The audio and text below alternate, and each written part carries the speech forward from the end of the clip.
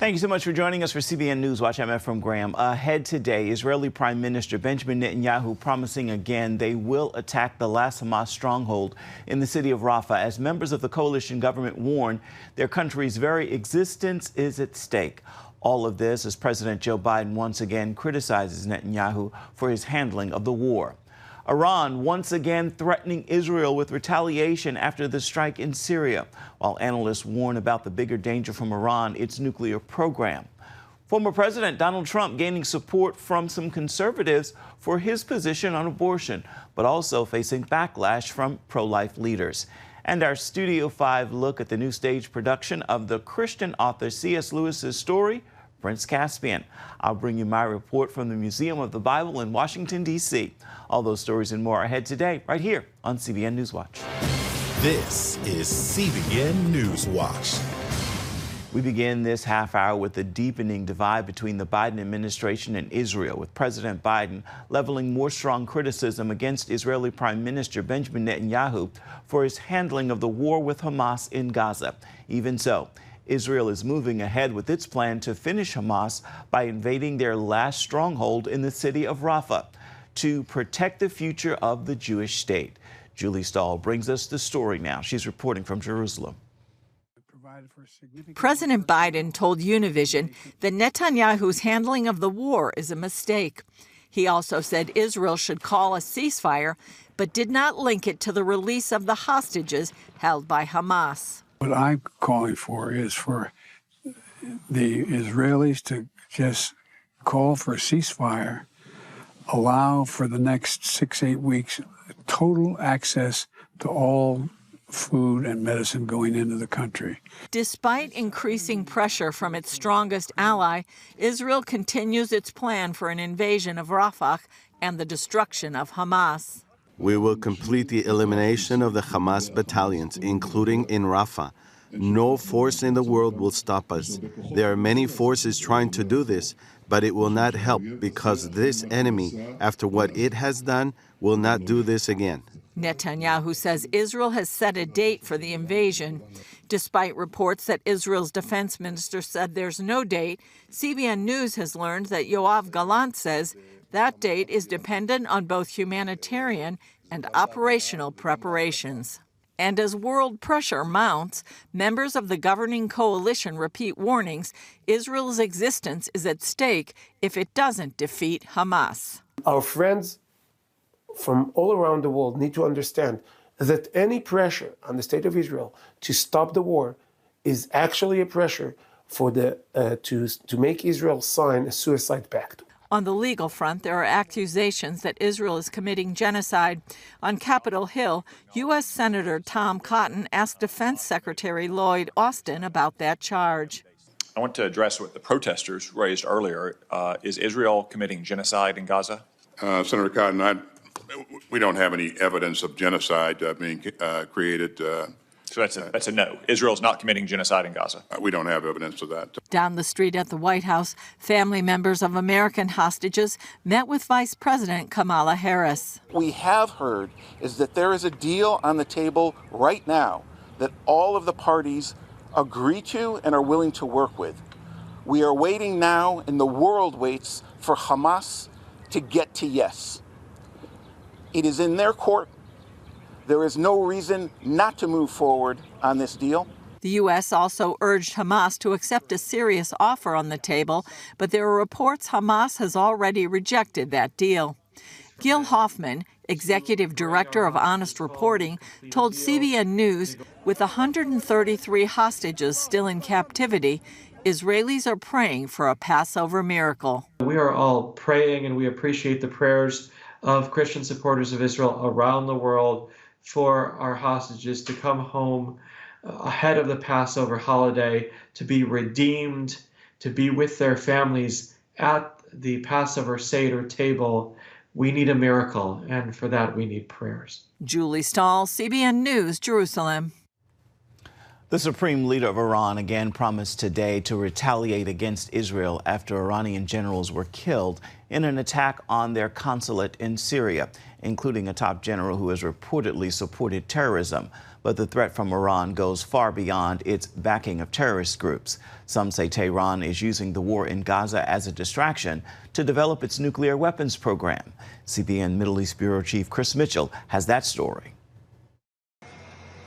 As Israel fights Hamas in the south and prepares for a potentially greater conflict with Hezbollah in the north, Iran remains a major player behind the chaos. That could be due to the regime trying to distract the world from what's happening with the country's nuclear program. Whether it is a formal strategy or it's just happening that way, it's absolutely a danger. Iran threw out the nuclear inspectors, 8 most important ones, in September 2023. They tripled the speed of enriching uranium for most of the last few months, between 60% and 20% enriched uranium. Experts believe the regime has enough uranium to make up to 8 nuclear weapons. They could enrich to 90% weaponized uranium in like a week or two. Israel, the United States, the world is very distracted by Hamas, Hezbollah, and the rest of the world by Ukraine. So could Iran try to break out now? Yeah. Iran claims it successfully launched 3 satellites earlier this year. Bob sees this as especially significant in terms of weapons delivery systems. The technology they use for launching satellites can also be used potentially for nuclear weapons, in particular ICBMs, which can go a lot further. As far as we know, they're not there yet, but we have to keep a very strong eye on that too. Rafael Grossi, chief of the International Atomic Energy Agency, recently reported that Iran continues to prevent access to inspectors and video recorded by cameras at key nuclear sites. We must move forward in the clarification of the many aspects that require this from Iran. All countries that have signed the Nuclear Non-Proliferation Treaty are not supposed to have nuclear weapons in any form. This is forbidden in international law. Bob says Iran is effectively blinding the world to the country's nuclear progress. It's a very dangerous situation, and it's problematic that the IAEA Board of Governors, has basically decided to do nothing about it, certainly not referring it to the UN Security Council. Bob maintains sanctions from the original 2015 nuclear deal could be reintroduced through a snapback arrangement, but this provision has a time limit. If the United States and the 3 key European countries want to snap back, they can snap it back, and the entire UN Security Council would need to enforce it. When you get to October 2025, January 2026, so many of the limits on Iran fall apart that Israel, and I hope the United States, will need to make a decision to do something, potentially militarily, with Iran if it does not radically reduce where its nuclear program is today. Retired General Amir Avivi, head of the Israel Defense Security Forum, sees Iran's nuclear threat in a global context. If Israel has to go to all full-scale war with Lebanon, this is our chance also to hit Iran and all the nuclear sites. So really, if the U.S. wants to avoid a regional and maybe global war, it needs to show leadership and really deter Iran and Hezbollah. This is the only way to stabilize the Middle East. Avivi also uses more of a moral perspective to describe Israel's war with Iran's proxies. It's a war between darkness and light, between evil and good. We're fighting the whole Western society's war against extremism, against people who really want to destroy our way of living. Chris Mitchell, CBN News, Jerusalem. Coming up here at home, while many conservatives support former President Donald Trump's position on abortion, some pro-life leaders disagree with the likely Republican nominee. We're going to hear that story when we come back.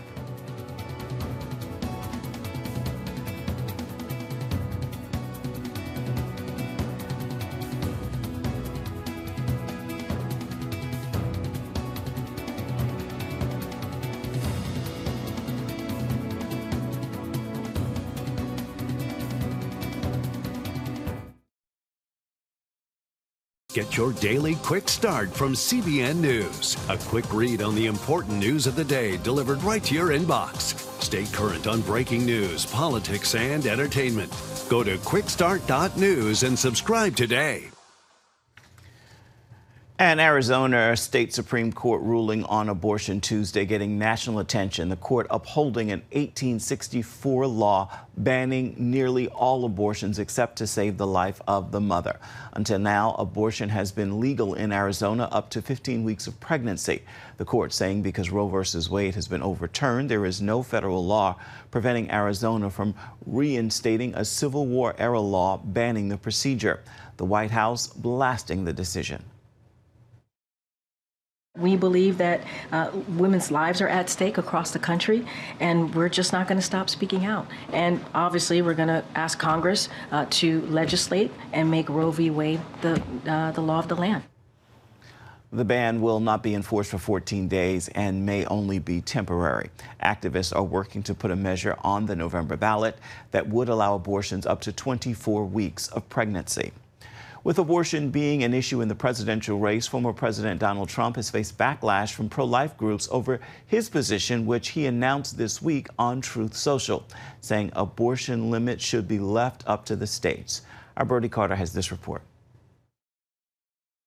Donald Trump says his decision basically follows the Supreme Court's decision to give the authority regarding abortion back to the states. While Trump maintains this is mainly about winning in November, those pro-life groups taking offense say the former president sounds more like a pro-choice candidate.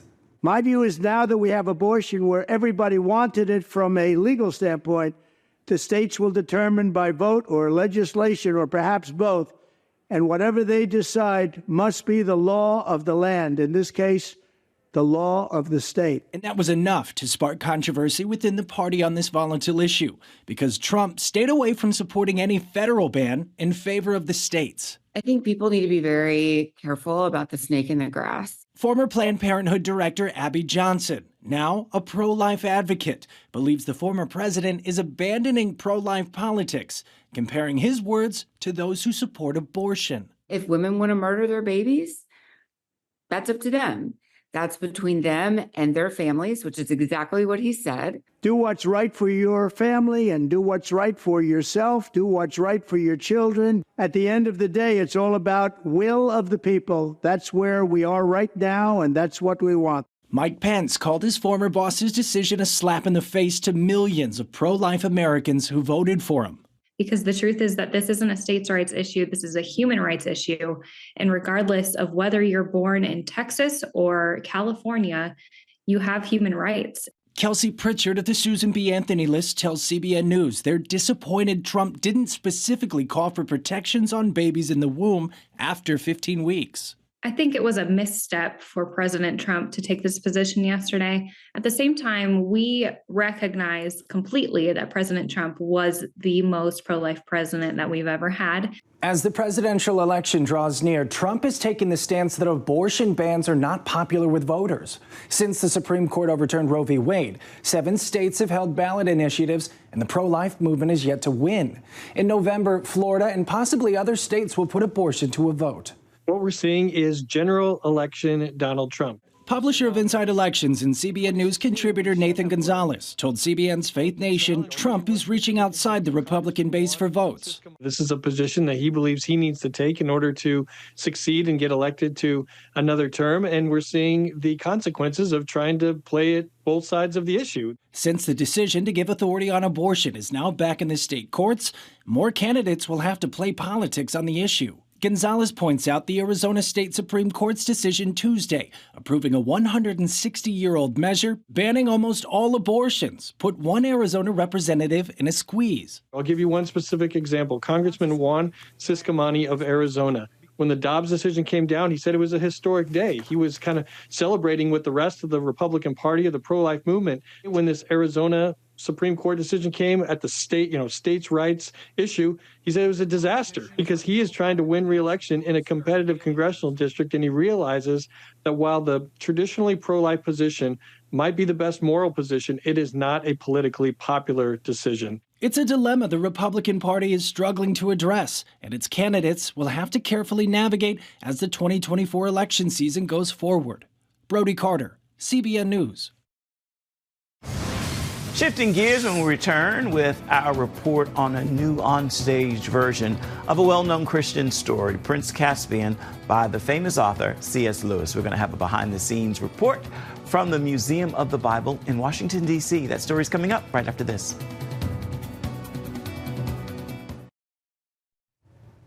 We're back now with the stage adaptation of C.S. Lewis's Prince Caspian, a fantasy story taking you into the magical world of Narnia, where 4 children help Prince Caspian take the throne.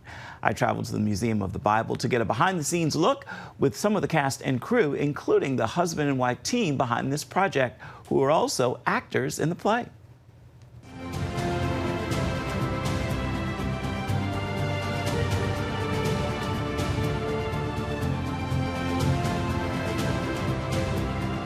This is a bit of a family affair. You guys are husband and wife, and I know your son's in the production.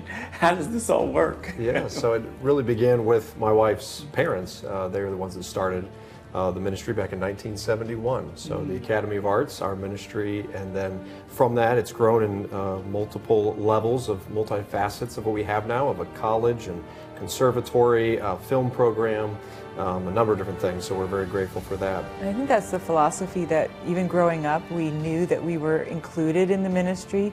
It wasn't mom and dad's ministry and we were over here. We were a part of it and always included in some way, shape, or form behind the scenes, on the stage, and always taught from the beginning that our gifts were given to us by the Lord to be used for Him. Has C.S. Lewis always been at the heart of the productions you do, or no? That's interesting. You know, that was actually something that came into our ministry later on. My parents and your parents, I mean, we all knew the books, loved the books, had them read to us, read them when we were young. But it actually entered our ministry for a very strategic reason. People know of it. So we prayerfully decided, if we can do Aslan well and do him respectfully, then we will try our hand at it as a ministry with Narnia. And here we sit today at the Museum of the Bible talking about the production of Prince Caspian. For those not familiar with the story, what can you tell us about what we will see on stage? Yeah, so this is kind of the, people love to debate the order of the books, but the second or third, if you will, in the 7-book series. So this is the 4 Pevensey children, Peter, Susan, Edmund, and Lucy, and they've had their great adventures in The Lion, the Witch, and the Wardrobe. Now they've come back to England. They're back to being children again. They get sucked back out of the train station. They're about to go off to school, get sucked back into Narnia, and have a great adventure of helping Prince Caspian get back on the throne, where he rightfully is the next leader, and I play the evil character. Why I'm dressed like this. We just got done with the show, so I don't normally walk around like this. So I play the evil Uncle Miraz, who's trying to get rid of Caspian and keep control of himself. So it's that great struggle before coming back and helping Caspian get back on the throne. What's the deeper message of this story? I sum it up in the one word of sanctification and really walking by faith. And I think that's so much of our Christian life is we are flesh and blood. We can only see the physical around us, but yet being able to look at the principles of Scripture, look at what God tells us to do, and move forward many times when it doesn't always make sense.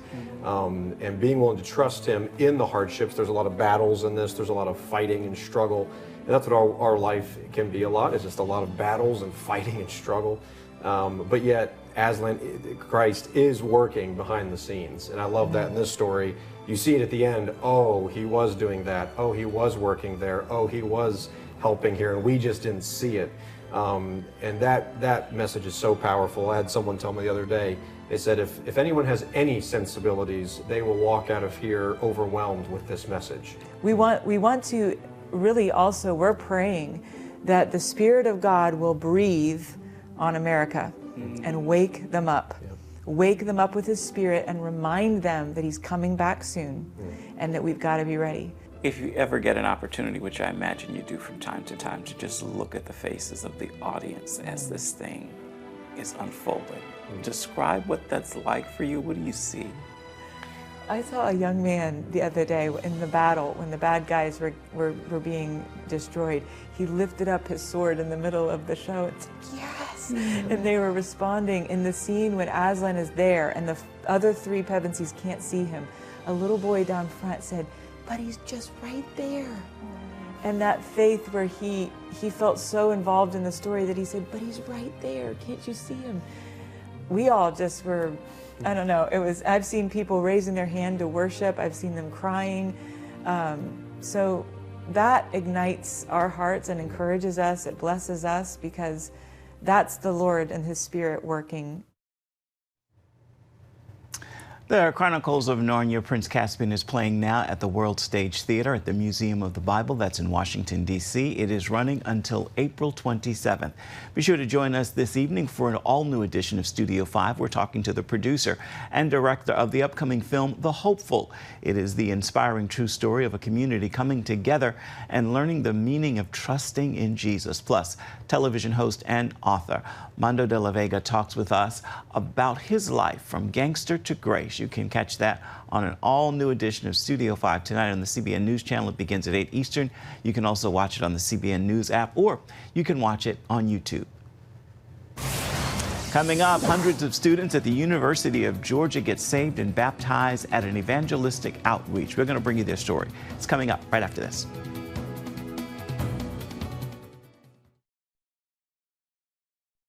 Download the CBN News app.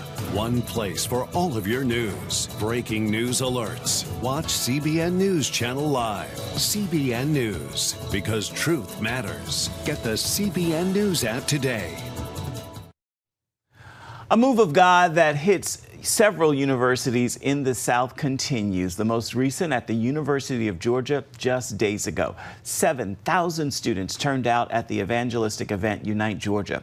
Jenny Allen, who has held gospel outreaches at several universities, reports that hundreds of students gave their lives to Christ. Many of them were baptized afterwards, some getting dunked in the back of pickup trucks. Allen described the happenings on Instagram as, quote, an insane night at University of Georgia. Once again, he is moving. Time now for your Wednesday word. Today's word is faith, and it comes with this word of encouragement. Put your faith in your Father, fully rely on God.